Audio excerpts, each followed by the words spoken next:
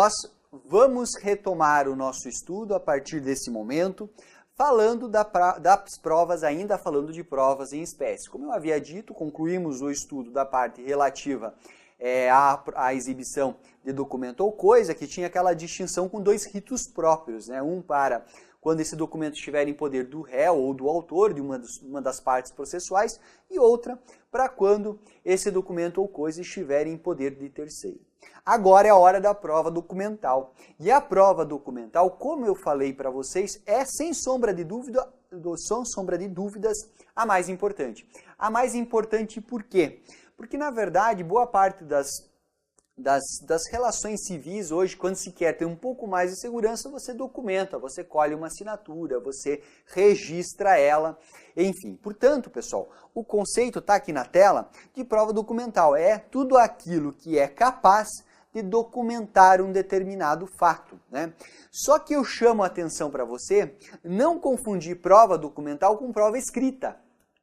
Uma coisa é a prova documental, outra coisa são provas escritas, né? A prova documental pode se dar, e eu cito exemplos, vejam comigo, pode se dar por intermédio de um contrato, mas ela pode se dar também por um DVD ou um CD. Aquilo que estiver documentado na forma audiovisual, um áudio e vídeo, dentro de um CD ou dentro de um CD é prova documental. Ah, professor, mas é um áudio, é um vídeo, sim, mas não está documentado. Tudo aquilo que é capaz de documentar determinado fato que foi gravado, uma câmera de segurança, é prova documental. Vejam só, nós temos aqui a questão da fotografia, né? Nós temos a questão da fotografia, que é um exemplo de prova documental. Nós temos também, pessoal, a impressão digital, né? Nós temos também o pendrive, uma mensagem de SMS, um WhatsApp que você troca com uma outra pessoa é prova documental. Aquelas informações levadas para o processo têm força de prova documental, certo? Portanto, nós não temos como delimitar aqui de forma objetiva o que pode ser documentado, né? Tudo que estiver documentado pode ser trazido para o processo sem problema nenhum. Uma prova emprestada de um outro processo, uma prova documental, enfim, são vários os exemplos. Portanto, pessoal, como você já deve estar percebendo, o importante é a gente saber até onde essa prova documental pode ir em termos de efetivamente provar o que se está alegando. Até onde o juiz poderá dar validade àquela prova, ou melhor, nós vamos discutir a força provante dos documentos. Até que ponto essa prova poderá ser considerada. E aqui, para analisar a força probante dos documentos, o que nós temos? A seguinte distinção. A força probante dos documentos depende da natureza do documento que se trata. Esse documento pode ser público ou ele pode ser privado. Se nós estivermos diante de um ou outro, a força probante de um ou de outro será maior ou menor a depender do caso.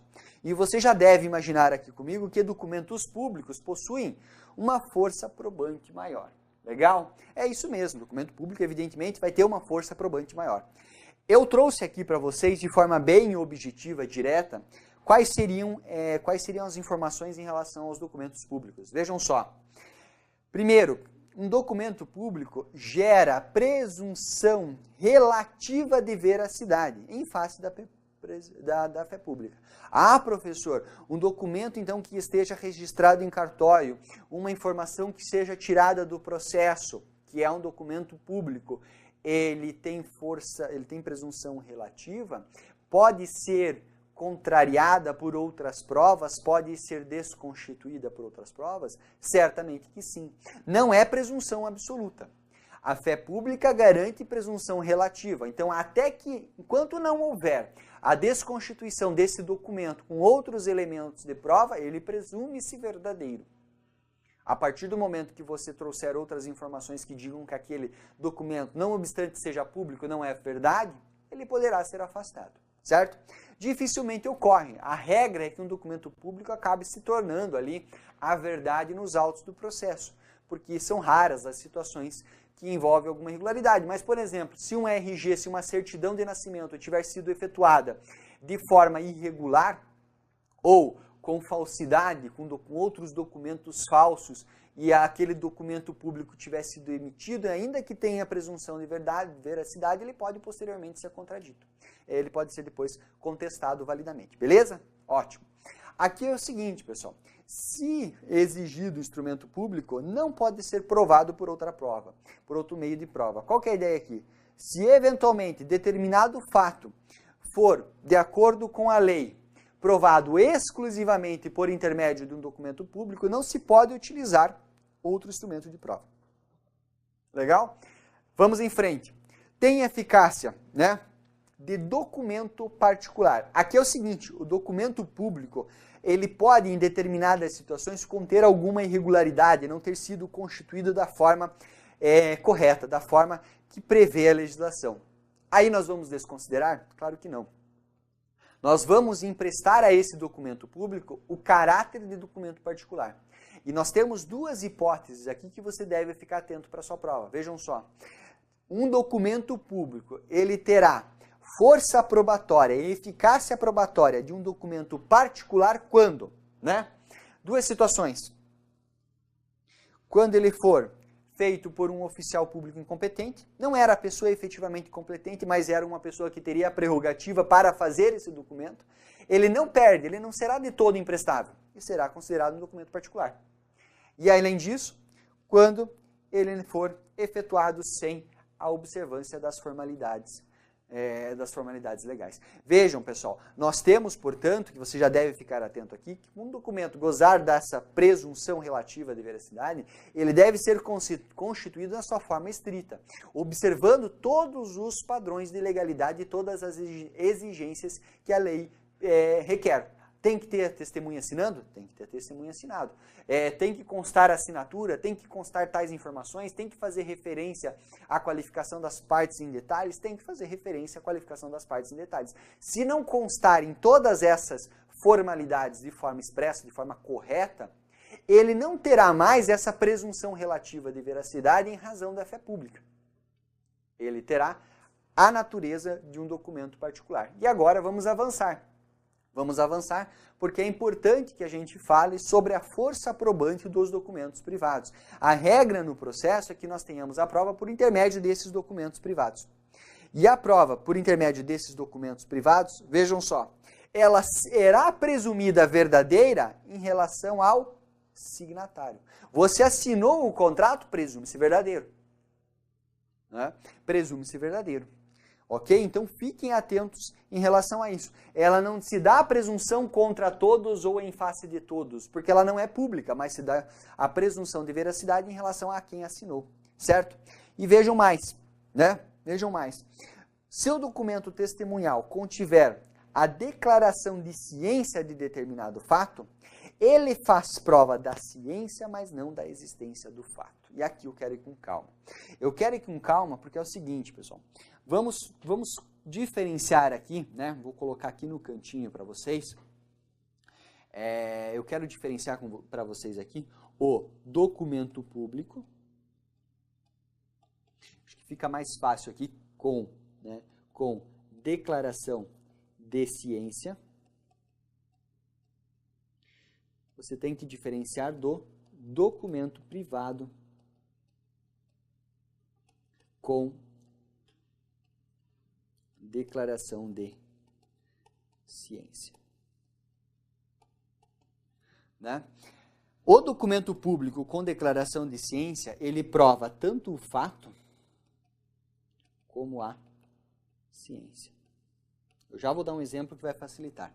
Agora, o documento privado, ele comprova apenas a ciência do documento. Por exemplo, né, num acidente de trânsito, acho que o exemplo melhor aqui para vocês, e permaneçam aqui na tela para você ir compreendendo, vejam só. Num acidente de trânsito, todas as informações que forem prestadas pelos envolvidos e que estiverem lá do BO feito pela autoridade, eles provam que a pessoa, naquele dia e que naquele horário, prestou esclarecimentos, né? Ele prestou esclarecimentos, mas não faz prova dos fatos por ela narrado. Efetivamente, se esses fatos efetivamente ocorreram ou tampouco ocorreram e da forma como que lhe foi narrado. Entendeu? É essa a questão que você deve diferenciar. Por isso é o seguinte, que se o documento testemunhal, né, um documento que relata um testemunho, um relato dos fatos, contiver uma declaração de eu estive naquele local, né, eu estive naquele local e soube dos fatos, né, ele faz prova apenas de que a pessoa tinha ciência, mas não propriamente da existência, porque ela pode ou não pode estar falando com a verdade. Certo? Portanto, fiquem atentos em relação a essa distinção, ok? Vamos avançar um pouquinho? Vamos lá, né? Vamos avançar um pouquinho sim. Vejam, data do documento. Entre as partes, vale a data colocada no documento, certo? Então, entre as partes...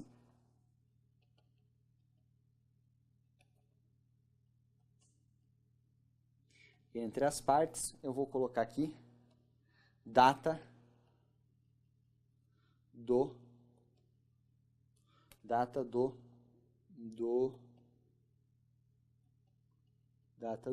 documento. Legal? Beleza. Né? Entre as partes é o que consta do documento. Agora eu pergunto para você, em relação a terceiros, esse documento você vai considerar o quê? Em relação a terceiros, você vai considerar o artigo 409. E não cabe aqui na nossa tela todo esse artigo 409, então vem cá na tela que eu vou primeiro explicar essa questão entre as partes e depois nós falamos em relação a terceiros. Se você, eu e você, nós assinamos um contrato, a data que nós colocarmos no contrato faz prova em relação a mim e em relação a você. Se você disser uma outra, dizer que não, esse contrato foi formulado em outro momento, você deve provar, porque se presume que aquele contrato você assinou tendo ciência da data que estava ali colocada. Se você conseguir depois provar que é outra data, tudo bem. Mas entre nós, vale a data que está, a princípio vale a data que consta ali do documento. Em relação a terceiros, nós temos que observar o que, pessoal? Em relação a terceiros, nós temos que observar o artigo 409. O que diz esse artigo 409? Estou lendo no CPC, vejam só. A data do documento particular, quando a seu respeito surgir dúvida ou impugnação entre os litigantes, provar-se-á por todos os meios de direito. O que o dispositivo caput está dizendo no primeiro momento é o seguinte, que se você surgir dúvida, nós podemos discutir isso à parte, mas a princípio é a data que consta do documento. Agora vejam, em relação a terceiros, considerar-se-á datado o documento particular. E aí nós temos uma série de incisos. Vejam, no dia em que foi registrado, desde a morte de alguns dos signatários. Ou seja, o dia que foi registrado, que ele é levado a registro público. Item 2. Quando há a morte de um dos signatários. Tinha um contrato entre duas pessoas. Quando há o falecimento de um dos signatários, é que você vai considerar como marco ali, como presunção de que aquela é a data verdadeira do contrato. Isso mesmo, ainda que não tenha sido registrado.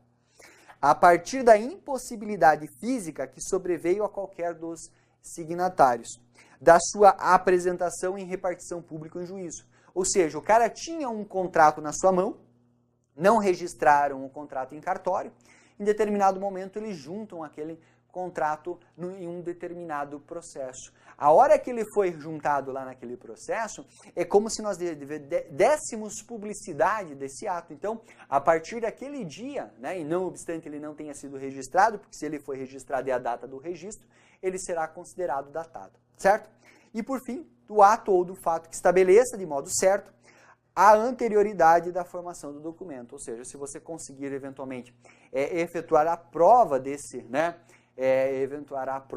documento em determinado momento por outros elementos, esses outros elementos são considerados. Legal? Então, raciocine aqui comigo. Veja, nós falamos da presunção de veracidade em relação ao signatário, falamos dessa questão de que se você apresentar uma prova documental de um relato de uma pessoa, de um testemunho de um terceiro, ele só prova que a pessoa tinha ciência, mas não realmente se é verdadeiro aquele fato por ela declarado, você vai ter que provar isso por outros elementos. E em relação à data do documento, num primeiro momento, entre as partes, é quando foi assinado. Entre terceiros, temos que levar a questão do 409. Por isso, pessoal, que você tem na prática, vejam só, por isso que você tem na prática a recorrência de as partes firmarem um contrato e levarem a registro.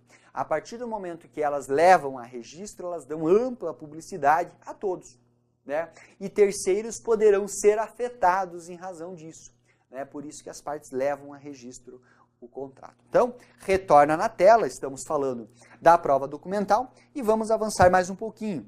Vamos avançar mais um pouquinho para falar sobre a questão da autenticidade, né? Autenticidade. E aqui, pessoal, autenticidade, nós temos o artigo 411. O artigo 411 que vai considerar que o documento, vai afirmar que o documento ele é autêntico quando, né?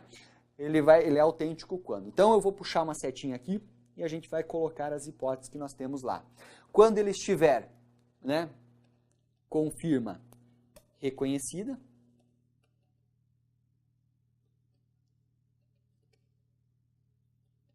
quando ele estiver com firma reconhecida, é a primeira hipótese lá, né, se houver alguma certificação,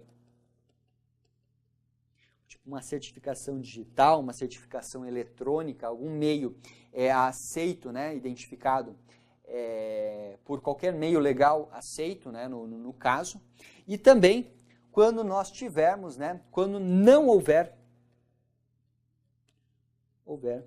impugnação. Como assim, professor? Quando não houver impugnação da parte contrária. Vejam só, perdão, pulei o slide. Olhem só, vem na tela de novo comigo aqui, porque isso é legal. Eu falei para vocês que o documento, ele é presumivelmente verdadeiro em relação ao signatário. É a primeira informação que eu tenho da prova documental. Presume-se verdadeiro em relação ao signatário. Tá aí. Legal? Perfeito. Presume-se verdadeiro em relação ao signatário. Se a parte que assinou disser assim, não, eu assinei sob coação, o cara fraudou a minha assinatura, o que eu tenho que fazer? Impugnar. Se eu não impugnar no prazo, né, não fizer a impugnação lá na minha contestação, ou na minha réplica, ou no prazo de 15 dias, quando o documento for juntado aos autos, preclui, pessoal. Vejam, eu estou dizendo para ele, tá, é válido. Eu estou manifestando de forma tácita a aceitação desse documento no processo. Portanto, o documento foi juntado no processo lá, na contestação do réu, o autor deve, na réplica, impugná-lo. Dizer assim, ó, esse documento não é verdadeiro, porque essa assinatura aqui embaixo foi fraudada. E daí se discute a validade desse documento à parte.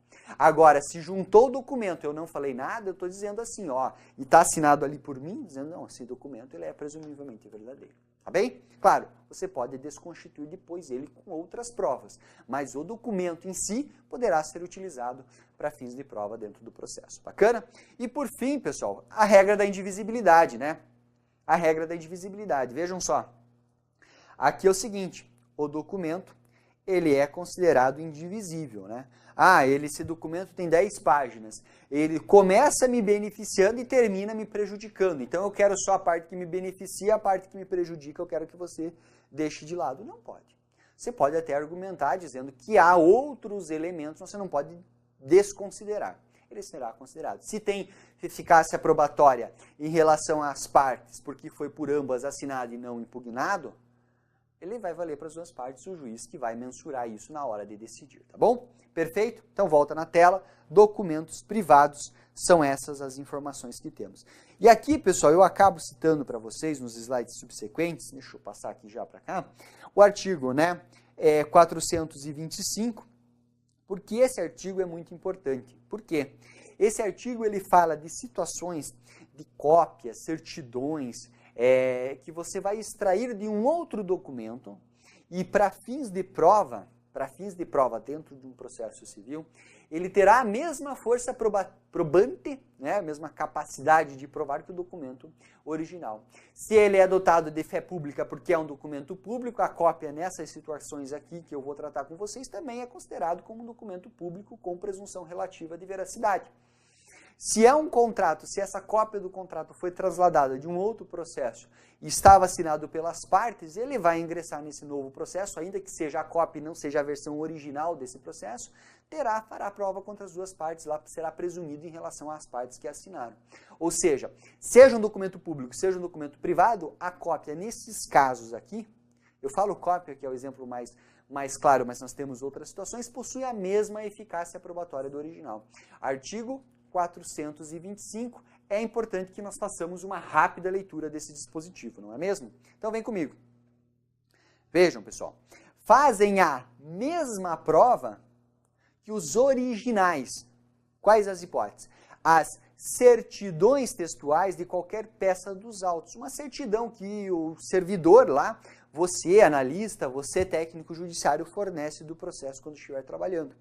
Do protocolo, das audiências, de outro livro a cargo do escrivão ou chefe de secretaria, se extraídas por ele ou sob sua vigilância e por ele subscritas. Tá bom? Beleza. Certidões. Os traslados e as certidões extraídas por oficial público de instrumentos documentados ou lançados em suas notas. Você vai lá e pede uma cópia de um documento que está registrado em cartório. Um contrato registrado em cartório. Aquela cópia que foi extraída pelo oficial público possui mesma força probante do documento original. Reproduções de documentos públicos, é a cópia autenticada lá, por exemplo, a cópia do teu RG, desde que, e aqui é importante, eu acabei adiantando, desde que autenticadas por um oficial público ou conferidas em cartórios com seus respectivos originais. Aqui é o seguinte, hoje já não faz muito sentido essa discussão, mas há um tempo atrás, quando eu era, por exemplo, estagiário, toda vez que você ia juntar um documento no processo, você juntava esse documento de forma autenticada. Porque a cópia de um documento público, um RG, ele ia autenticado para o processo. Uma cópia de um CPF ia autenticado para o processo. Uma certidão de casamento ia autenticada pelo processo. Porque havia essa necessidade de autenticação desse documento público para dizer que era efetivamente uma cópia do documento original. Hoje, pessoal, nós já não temos isso. Nós temos o seguinte, você pode apresentar a cópia autenticada, ou você pode levar uma cópia simples, e você leva o original e a cópia. E o servidor lá da secretaria atesta a validade. Inclusive, há a prerrogativa de o próprio advogado atestar a validade do documento. Certo? Então, não é necessário sair autenticando tudo. Felizmente, isso acaba gerando uma economia muito grande no processo para as partes, né? Então, vejam só que essa autenticação, ela pode se dar por um oficial público ou até mesmo em cartório pelo servidor ou atestada pelo advogado, se for o caso. Bacana, pessoal? Show de bola. Vamos avançando? Vejamos. As cópias reprográficas de peças do processo judicial declaradas autênticas pelo advogado. Está aqui, sob sua responsabilidade pessoal, se não lhe for impugnada a autenticidade. Então, o advogado juntou um calhamaço de cópia de contratos. Se a outra parte não impugnar, ele é válido. Certo? Ele é válido, perfeitamente válido, e tem a mesma prova que teria o contrato original. Acontece muitas vezes de uma grande empresa, por intermédio de um contrato, responder a diversas ações. Ele pega a versão original desse contrato e junta lá no primeiro processo que foi distribuído contra ele. Mas daí surgem vários outros. E daí ele tira a cópia e vai juntando nos outros. Provo da mesma forma que os originais, tá bem? Os extratos digitais de bancos de dados públicos, né? Perdão, não é de banco, é bancos de dados públicos e privados, desde que atestado pelo seu emitente, sob as penas da lei que as informações conferem com aquilo que consta do documento original. Bacana? Tem mais uma hipótese. Vejamos. As reproduções digitalizadas de qualquer documento público ou particular. E aqui é legal, pessoal. Aqui é legal porque isso aqui é algo que diz respeito ao processo atual. Ao processo atual que tem aqui assumindo a sua forma eletrônica predominantemente. Vejam, as reproduções digitalizadas de qualquer documento público ou particular, quando juntada aos autos pelos órgãos da Justiça, pelos seus auxiliares, e olha aqui, vamos lá, pelos órgãos da Justiça, pelos próprios auxiliares, pelo Ministério Público e os auxiliares do Ministério Público, o servidor do Ministério Público, quando faz a juntada do documento nos autos. Ah, é, professor? Não é só o MP? Não. O servidor, ele junta a mando do MP, do membro do Ministério Público e será considerado como original. O defensor público ou os seus servidores, as procuradorias, repartições públicas em geral, advogados, certo? Com a ressalvada alegação motivada e fundamentada de adulteração, certo? Então, o que o advogado juntar em cópia reprográfica, né, uma cópia digitalizada desse documento, um contrato, por exemplo, é presumivelmente verdadeiro, tá? Em relação aos signatários. A não ser que tenha impugnação por adulteração da parte contrária, e daí isso vai ser discutido no curso do processo. Perfeito, pessoal? Volta para a tela. Parágrafo 1º, ele diz o seguinte, que os originais dos documentos digitalizados mencionados ali no inciso 6, que é aquele que nós vimos, deverão ser preservados pelo seu detentor até o final do prazo para a propositura da ação rescisória. O prazo para a propositura da ação rescisória é de 2 anos. Se você quiser anotar ali, você toma nota desde já. Ou seja, o que ele está dizendo? Você extrai uma cópia digital, você digitaliza o documento e junta no processo. Beleza, não tem problema, tem a sua eficácia, tem a mesma eficácia probatória do original. Só que você deve manter o documento até 2 anos após a ação rescisória. Por quê? Porque depois que transitar em julgado e depois que decorrer os 2 anos decadenciais para que você entre com a ação rescisória, não se discute mais. Não é possível nem mesmo rescindir aquela ação. O que está decidido ali, então você pode dispensar o documento. Mas até lá, é melhor você guardar. Se você dispensar e ninguém impugnar nada, tudo bem. Mas se houver impugnação da parte contrária e você não tiver o original, cai por terra o documento. Tá bom? Legal. Tratando-se de cópia digital de título executivo extrajudicial, cópia de um cheque, por exemplo, ou documento relevante à instrução do processo, o juiz poderá determinar o seu depósito em cartório ou secretaria.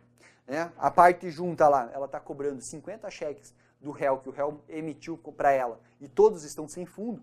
A parte tira a cópia digital e dá início à execução. O juiz, na hora de despachar inicial, ele pode dizer o seguinte, eu quero que você junte todos esses cheques e deixem eles depositados aqui em secretaria. A versão original, o juiz pode determinar isso, beleza? Portanto, pessoal, em relação aqui a essa parte, a esse 425, que faz referência àquelas cópias digitalizadas, translados, reproduções digitais, reproduções reprográficas de documentos, fazendo a mesma prova que o original, é isso, tá? Fique atento, dispositivo bem importante, e volta na tela, vamos avançar aqui no nosso estudo, né?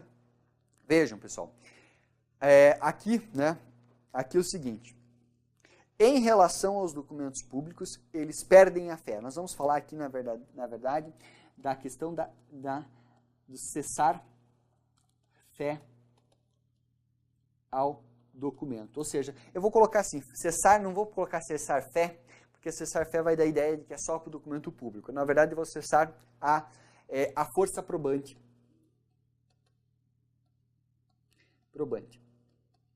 Quando o documento perde o seu caráter de prova para o processo, tá bom? Vamos lá, pessoal. Em relação aos documentos públicos, eles vão perder a sua fé, eles vão perder essa presunção de veracidade relativa aí que pode ser afastada por outros elementos de prova, se houver a declaração judicial de falsidade, certo? Dizendo que o documento não era verdadeiro ou dizendo que o documento eventualmente foi alterado. Em relação a documentos privados, eles perdem, seu caráter probante, a sua força probatória, a sua fé, claro, dentro da limitação que se tem no documento público, nas hipóteses abaixo. Vejam, quando for declarada judicialmente a falsidade, e é a mesma hipótese daqui, mas tem outras 2 hipóteses. E olha que legal. Quando nós tivermos a impugnação da autenticidade, sem prova da veracidade, então vejam só, foi impugnada a autenticidade e não houve como se provar que o documento era verdadeiro, ele perde a sua força probante, né? Ou se ele foi assinado em branco e o seu conteúdo foi impugnado por preenchimento abusivo.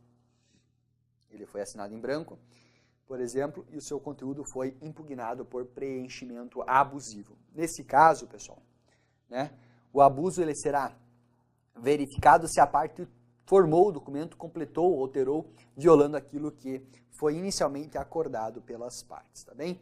Peço só licencinha um instante para vocês.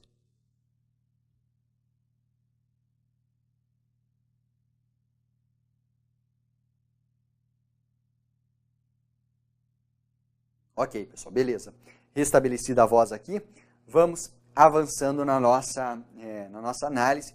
E você viu que uma das formas de o documento perder o seu caráter probante, a sua força probatória, se dá pela alegação, pela arguição de falsidade. Em relação à arguição de falsidade, o que você tem que ficar atento, né? Você tem que ficar atento ao seguinte, em que momento que deve ser alegado. E aqui, pessoal, é realmente importante porque se você não alegar no momento oportuno, preclui a possibilidade e o documento será considerado verdadeiro. Certo? Ele vai produzir os seus efeitos de forma regular no processo. A regra é muito simples, né? Sempre que você tem ciência do documento, você tem um prazo de 15 dias para manifestar. Por exemplo, o autor juntou os documentos na inicial. Quem que vai querer impugnar esses documentos juntados pelo autor? O réu. Quando que ele faz? Na contestação. Ah, mas o documento foi juntado pelo réu na contestação. Quando que o autor vai impugnar? Na réplica. Ele terá os 15 dias para a réplica e daí ele vai impugnar esse documento, dizendo que ele não é verdadeiro. Tudo bem, mas o documento não foi juntado nem na inicial, nem na contestação. Foi juntado depois. Foi juntado mais tarde esse documento, sei lá, no meio da instrução o juiz determinou a juntada. Daí as partes têm, a partir do momento em que elas são intimadas para ter vista, para avaliar essa prova, ela tem o prazo de 15 dias para produzir a sua impugnação, certo? Então, só para tomar nota aqui, deixar bem bonito para vocês, para quem estiver anotando, pessoal, vejam só, na contestação,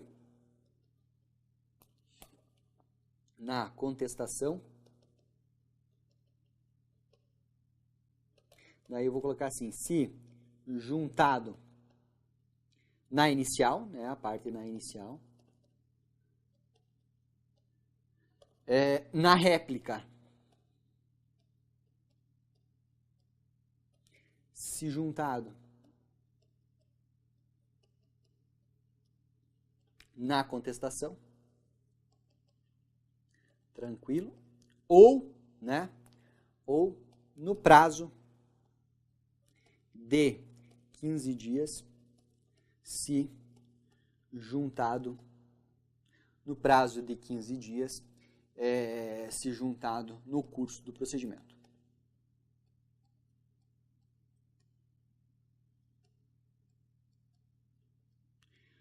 No prazo de 15 dias, se juntado eventualmente no curso do procedimento. Portanto, vejam, são esses os momentos para alegar. Não alegou nesse momento, ela perde a oportunidade de alegar a falsidade, tá?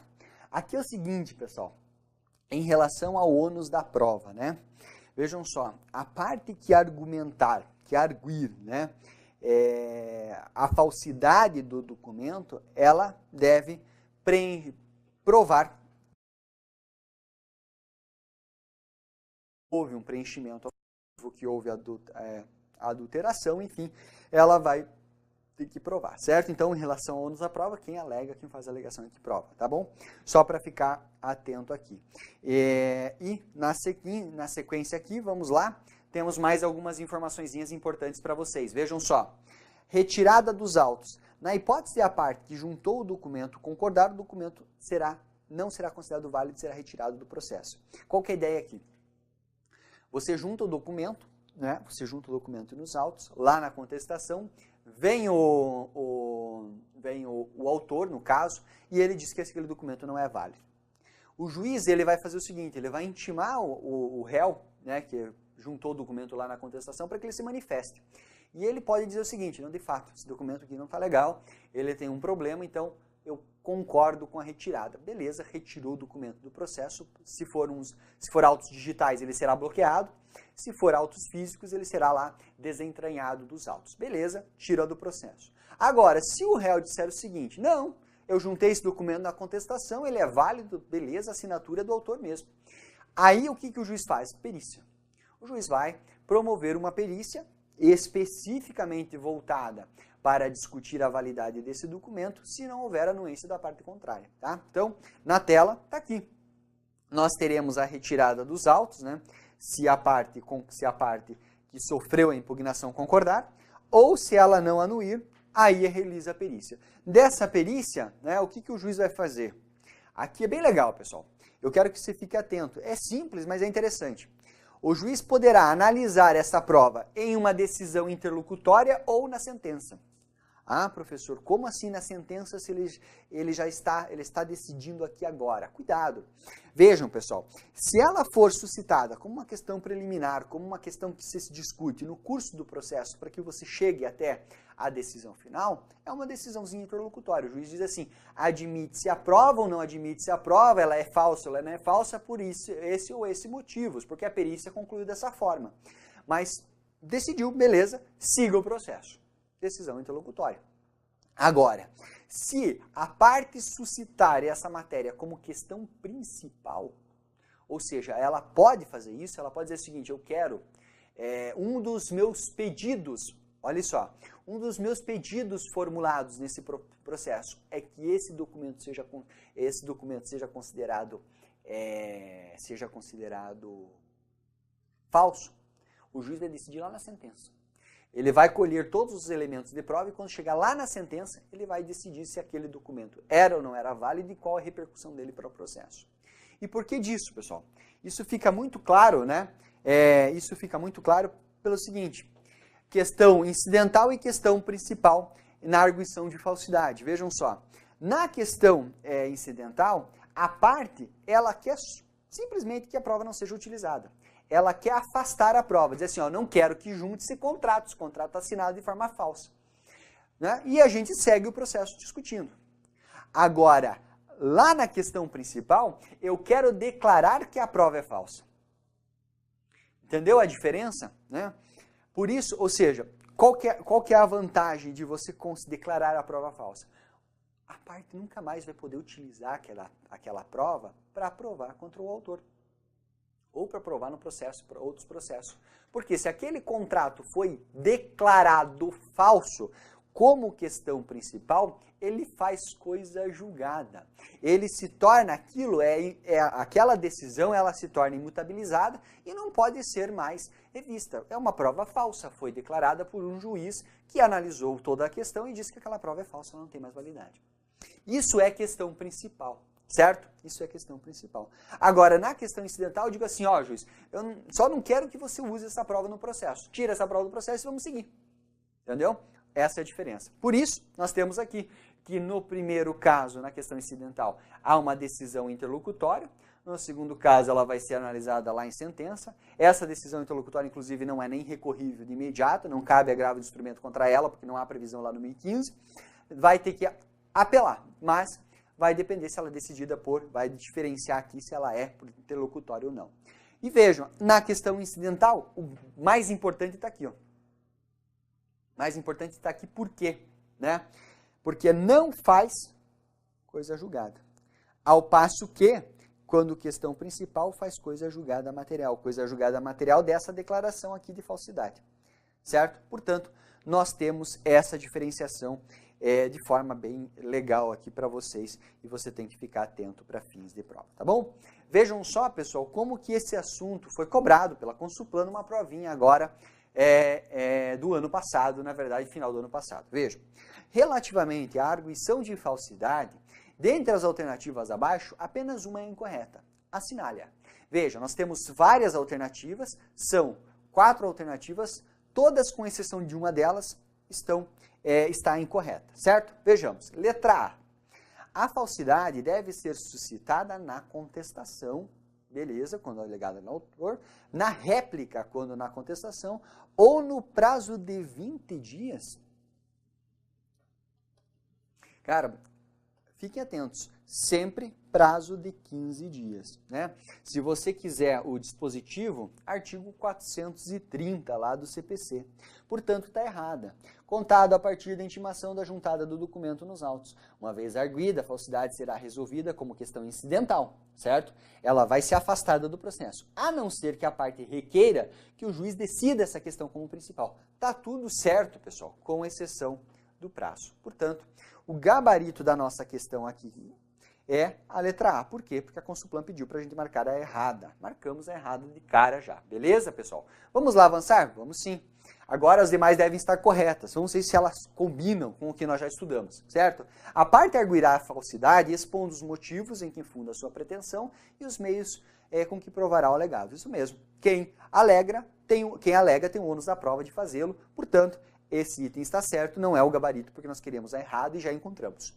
Depois de ouvida a outra parte no processo no prazo de 15 dias, será realizado o exame pericial. Se a parte que produziu o documento concordar em retirá-lo, não se procederá ao exame pericial. Vejam só, pessoal. É isso que nós temos aqui, portanto, né? É isso que nós temos aqui, portanto, em relação à questão da prova pericial. E isso que você deve ficar atento. Se a parte anuir em retirar esse documento do processo, tudo bem. Tira e segue. Se a parte não anuir, prova pericial. Beleza? Show de bola? Tranquilo, pessoal. Vamos lá, né? A declaração sobre a falsidade do documento, quando suscitada como questão principal, ela vai constar lá da sentença, do dispositivo da sentença, e também receberá a autoridade da coisa julgada. Bacana, pessoal? Portanto, também está correta a letra D. E com isso, gabarito dessa nossa questão aqui, nós com isso concluímos, vamos chegando perto de concluir o estudo da prova documental, é a letra A, tá bom? Vamos avançar mais um instante? Vamos lá. Vejam, pessoal, prova documental, né? Quando que ela deve ser produzida no processo? Nós estamos falando dentro da prova documental, então vem aqui na tela só para conseguir fazer digamos assim, um arredondamento do raciocínio. Como que funciona? Vejam, nós viemos falando da prova, falamos da distinção da força probante, quando é documento público, quando é documento privado, qual é a força, quando que se considera com a mesma eficácia probatória do que um documento original.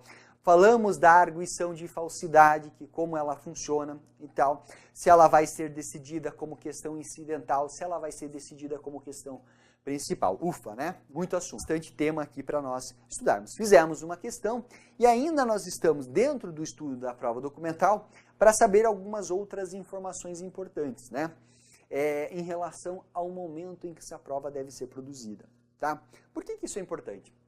Isso é importante, pessoal, porque assim, a regra é que tudo que a parte tenha, ela leve sempre na primeira oportunidade que ela tiver de falar no processo.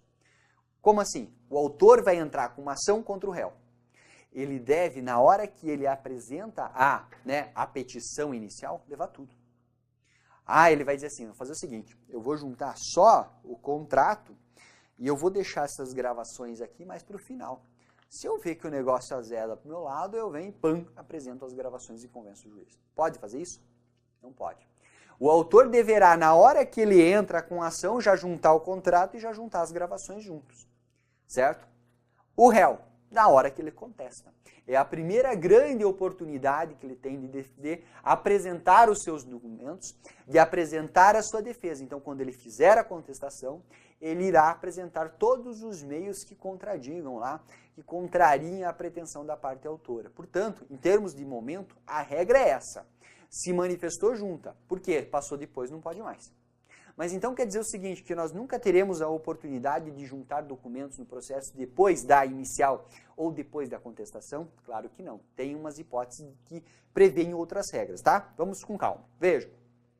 O autor produz a prova documental quando? Na inicial. O réu? Na contestação. Após preclusão, certo? Após preclusão, não pode mais.